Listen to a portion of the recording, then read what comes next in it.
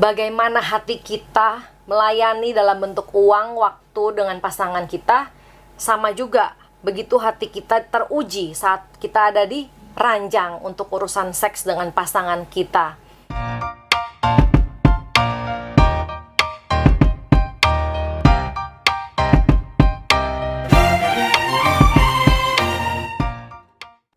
Hai couples, ketemu lagi dengan saya Maria Leoni Kusuma. Kita akan membahas bab 10, yaitu jadikan aku seorang hamba. Nah, pada bab 10, Gary Thomas membuka dengan pernyataan bahwa esensi kekristenan itu terdapat di dalam Filipi pasal 2, yaitu di mana Paulus menegaskan pada jemaatnya untuk tidak mementingkan kepentingannya sendiri, melainkan menganggap orang lain lebih utama dari dirinya. Lebih daripada itu, Paulus menyatakan bahwa hendaklah kita memandang kepada Yesus yang walaupun dalam rupa Allah mengosongkan dirinya dan mengambil rupa sebagai manusia, mengambil rupa seorang hamba. Jadi pernikahan, kata Gary Thomas, adalah kerelaan dua pribadi untuk mau saling bertanggung jawab melayani sebagai hamba satu sama lainnya. Prinsip melayani ini tidak mudah diterima terutama oleh para pria di Amerika. Gary Thomas menceritakan pada tahun 97 ada organisasi agen perjodohan di Amerika yang terkenal yang bernama Cherry Blossom. Agensi ini menawarkan wanita-wanita, gadis-gadis dari desa di Asia dan sekitar Asia untuk menjadi istri cowok-cowok di Amerika. Seperti apa kerjanya? Jadi para pria itu akan disodorkan katalog foto-foto wanita, dan jika ingin bertemu lebih lanjut, mereka bayar dulu. Terus nanti cowok-cowoknya kasih terms and conditionsnya, dikasih surat syaratnya apa aja nih kalau mau sama gua gitu. Nanti dia pilih, bisa ditawarkan ke cewek-ceweknya, nih mana cewek yang bersedia dengan tawaran pria ini, bapak ini, fotonya ini. Gary Thomas menyebutkan satu contoh pernyataan suratnya seperti ini: tugas utama dalam hidupmu adalah melayaniku.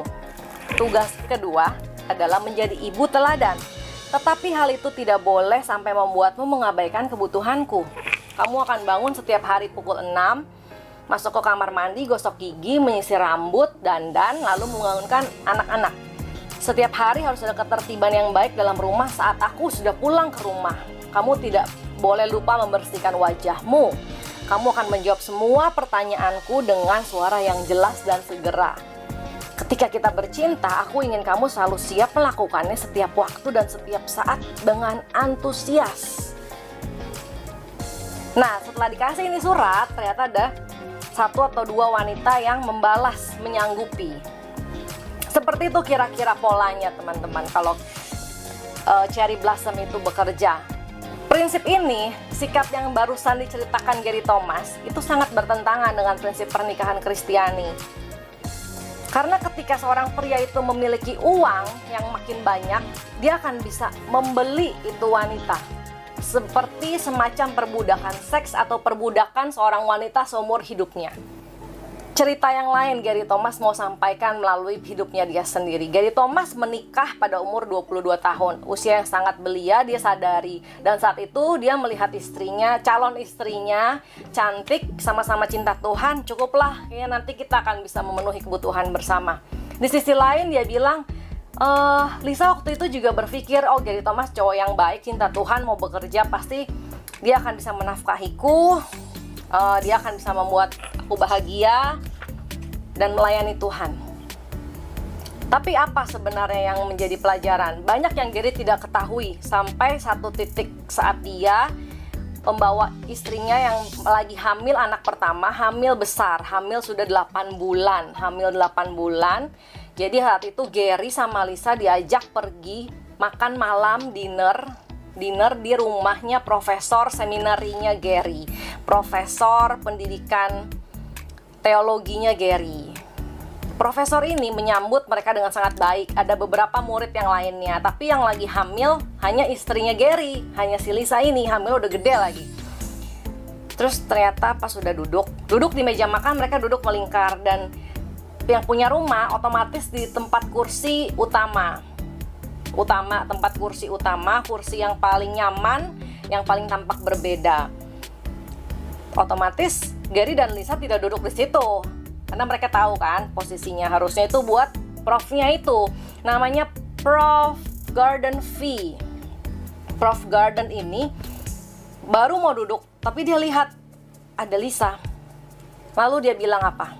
Langsung Dr. Garden tidak duduk di kursinya. Dia bilang, Lisa, duduklah di sini. Duduk di kursi aku saja. Ini kursi yang paling nyaman. Kamu perlu kursi yang paling nyaman. Lisa bingung, canggung. Gary pun canggung karena dia tidak tahu harus berkata-kata apa. Tapi gurunya sedikit memaksa tapi dengan tulus. Akhirnya Lisa duduk di situ. Tidak hanya sampai di situ, Dr. Garden tahu nggak ngapain? Aku ambilin bantal dulu buat ganjel punggung kamu ya. Lisa, tunggu di sini. Aku ambilin bantal kecil buat punggung kamu. Dia pergi ke dalam, dia keluar lagi, dia bawain bantal buat istrinya Gary Thomas. Duduk, diganjelin di punggungnya biar nggak pegel katanya. Setelah itu ada satu lagi. Oh ya, tunggu, aku mau ambilin kamu air. Kamu jangan jalan-jalan. Duduk aja di sini ya. Aku ambilin air. Aku ke belakang, dia jalan, dia ambilin air. Ini airnya cukup nggak? Apa mau yang lebih dingin? Atau mau air hangat? Atau ini aja udah cukup? Lisa udah memerah mukanya. Cukup dok, cukup. Terima kasih banyak. Dan Gary pun malu hati sekali di momen itu. Gary sampai speechless katanya teman-teman. Dokternya, Dr. Garden ini mengajarkan bagaimana harusnya seorang suami mau melayani istrinya. Yang kedua yaitu seorang atlet football yang bernama Chris Spielman. Chris Spielman ini bukan tokoh Alkitab. Chris Spielman bukan orang gerejanya Gary. Chris Spielman nggak tahu agamanya apa, tapi dibilang Gary malu karena dia harus belajar dari seorang pemain football loh. Dia harus belajar dari seorang Chris Spielman loh katanya. Ngapain sih Chris Spielman ini? Jadi gini, Chris Spielman ini adalah seorang pemain football sukses. Karirnya luar biasa terkenal di zamannya. Dan dia menikah dengan seorang model cantik bernama Stephanie. Cocok tuh, mereka bahagia. Tapi setelah mereka 10 tahun menikah, tiba-tiba kabar mengagetkan mereka dapatkan, yaitu Stephanie kena kanker payudara. Kanker payudara itu benar-benar membuat Stephanie harus melakukan operasi mastektomi, pemotongan payudara dua-duanya, kemoterapi, radiasi yang mengharuskan rambutnya botak, badannya kurus, dan jauh physically jauh daripada Stephanie yang dulunya, yaitu seorang model. Lebih dari itu, Stephanie mengatakan yang membuat saya sedih bukan karena saya jadi jelek begini, tapi kalau melihat Chris yang sudah tidak lagi sibuk bertemu dengan pelatih dan sibuk latihan, tapi kerjanya setiap hari adalah mengurusi anak, memandikan anak, membersihkan tempat tidur anak, membersihkan mainan anak, menyiapkan makanan anak, mencuci pakaian, memberi saya makan, membersihkan badan saya gitu. Stephanie sampai sedih loh teman-teman. Dan suatu hari si Chris itu diwawancarai oleh sebuah majalah, mau nanyakan bagaimana hidupnya dia dengan Stephanie, apakah masih berjalan atau bagaimana perkembangannya. Lalu apa katanya? Chris menyatakan bahwa 10 tahun lebih ini Stephanie selalu mendukungku. Dia selalu mensupport, dia mengerjakan semuanya sehingga saya bisa fokus sama karir saya. Namun sekarang kami kena musibah ini. Dia harus kanker payudara, operasi, kemo, radiasi, akhirnya dia harus menderita. Jadi inilah saat saya untuk mendukung dia tanpa syarat. Inilah saatnya saya harus ada saat dia sakit.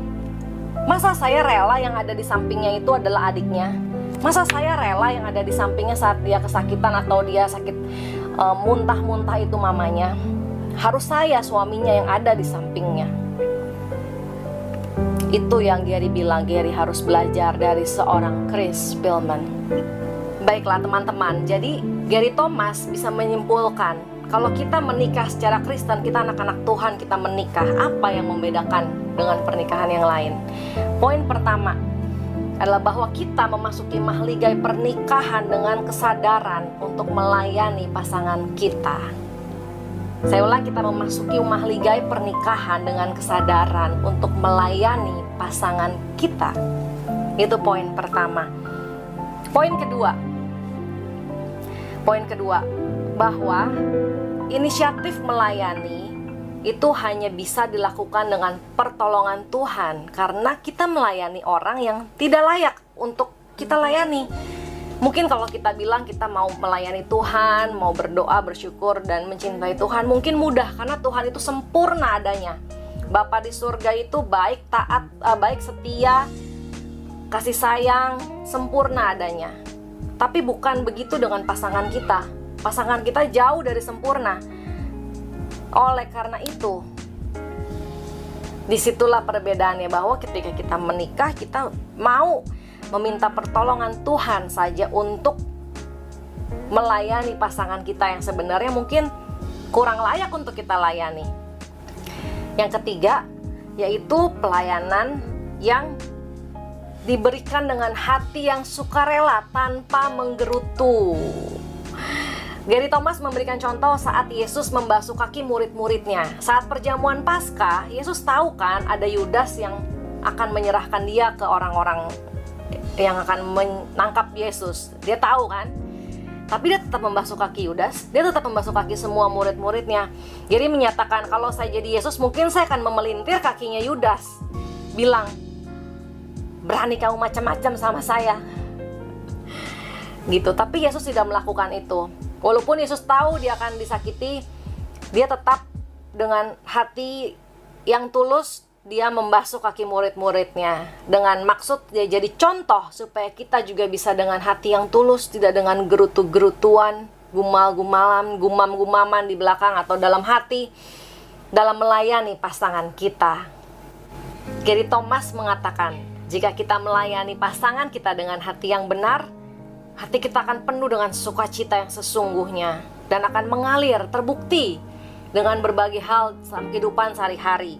Contoh yang paling nyata adalah melayani dalam bentuk uang, waktu, dan seks. Inilah yang paling nyata terjadi setiap hari dalam kehidupan pernikahan semua orang, kata Gary.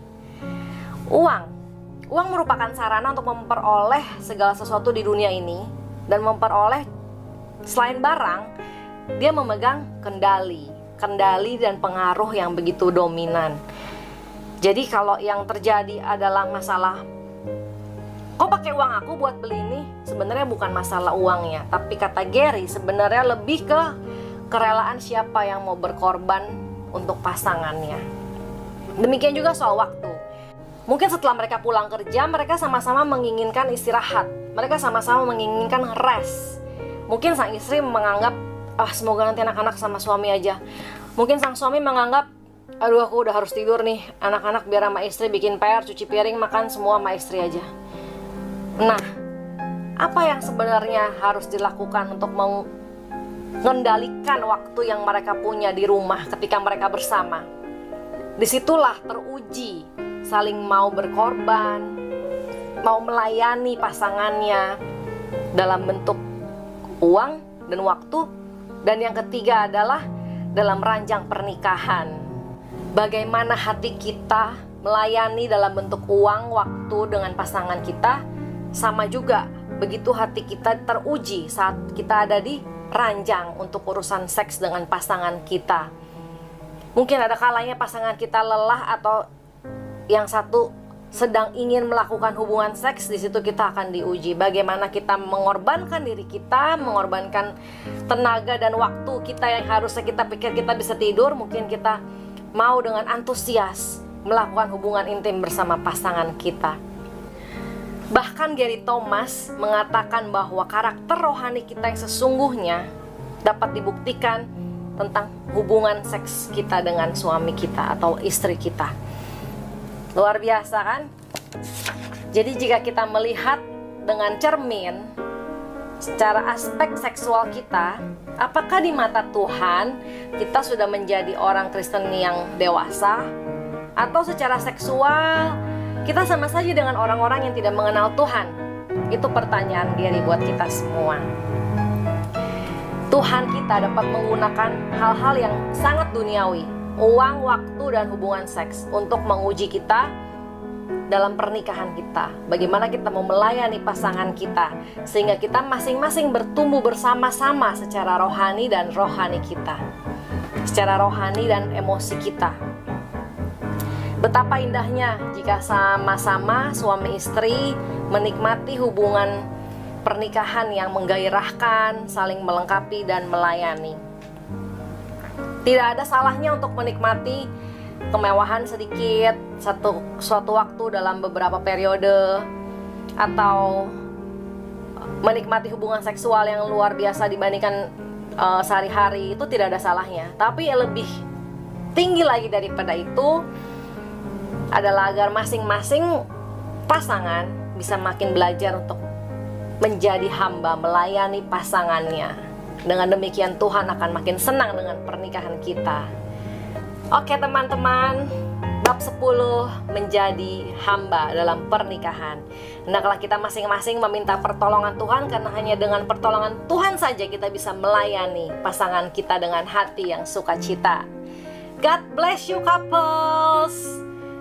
Keep loving and inspiring. God bless you.